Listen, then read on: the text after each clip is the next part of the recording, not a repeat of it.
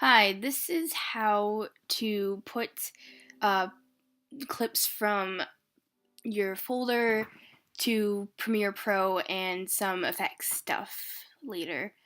Um, so while you're opening up Premiere, you can go into your folder and get your clips that you want. It'll take a little bit for Premiere to open, but once it does, you want to make the new project.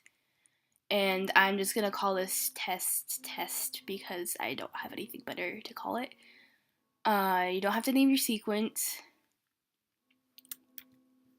So now, once it opens, now this is really messed up, and I messed it up even more. So I'm going to fix it with Window, and I'm going to go down to Reset Current Workspace. You want to say yes, and it'll put the workspace back to how it used to look, and you're good.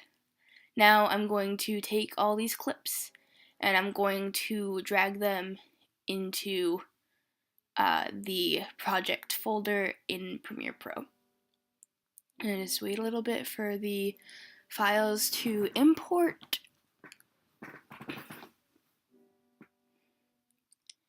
It will say that on some computers, but not all of them will do that, but just know that it doesn't really mean anything. And now you can select, now that your clips are in there, you can select them by clicking them twice, use the yellow marker to scrub through, use the play button or the space bar to watch the video. So yeah, that's double click on whatever clip you want. It'll appear in the source monitor, like this one, and use the scrubber. If you want to select the portion of it, you click I for in and O for out, and then just drag whatever you want in. This is a green screen clip that I'll use a little bit later. No, actually, I'll probably use it now. Yeah, there it is. You want to change your sequence settings. Almost always you want to change the sequence settings, unless you make the sequence settings beforehand, but that's another time. So this is the video clip, and you can change the clip in the source monitor if you really want to. So now I'm going to teach you how to green screen. So we're going to go into effects, and we're going to type in Ultra, and Ultra key will come up under keying. Just drag that on top of the video clip you want, and go to effects. And what you want to do is you want to click the eyedropper and select the darkest part of the unshadowed green.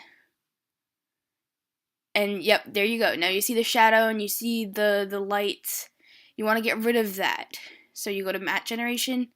You lower the highlight, because if you higher it, it'll be brighter. You want to get rid of the shadow completely, and you want to put the pedestal all the way up. That'll get rid of everything. And that should be good. See, you can see all the black. So now you want to get your picture. You should probably put your picture in your graphics folder, but since I'm not going to use it, again, I'm just going to drop it on the desktop, and I'm going to put it in my project folder. Yeah, once it gets in there. And what you want to do is you want to put your clip on video 2 and put your picture on video 1. There it is. I know that these pretty weird looking, but whatever. You want to make sure it looks good, and you have to render, always render. The longer you wait to render, the longer it's going to take. So always render when you see red. Just render red, render. Remember that. And now you can see how that looks. And if you wanted to, you can move him. If you don't want him like right there, you can move him. So he's right there, right in front of his face. Maybe he wants to be right in front of the guy's face. So, yeah, and once you do that, you're going to have to render again. But since I'm going to put him back because I don't like him there, I'm not going to bother rendering until I fix it, because if I do it again, then it's just going to, I'm going to have to render it again. So I'm just going to move him, and see, now I have the picture selected instead of the clip, so I'm moving the picture instead of the clip, and I want to move the clip. So I'm going to put the picture back, and I'm going to select the clip, and now when I double click, I can move the clip, and I want to move them all the way back, and I'm going to click, and now I'm going to have to render again. It doesn't take long with clips that are less than 5 seconds usually. If you have a clip that's over 2 minutes long, then it's going to take a while to render. And now it's all set. And you're good to go. After you do that, you want to save it. You want to go up to Save, File, Save As, and you want to find your folder, and mine's test folder, that'll be your name folder. Put it into sequence and then save it in there.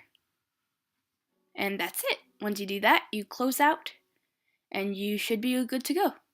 Well, thanks for watching.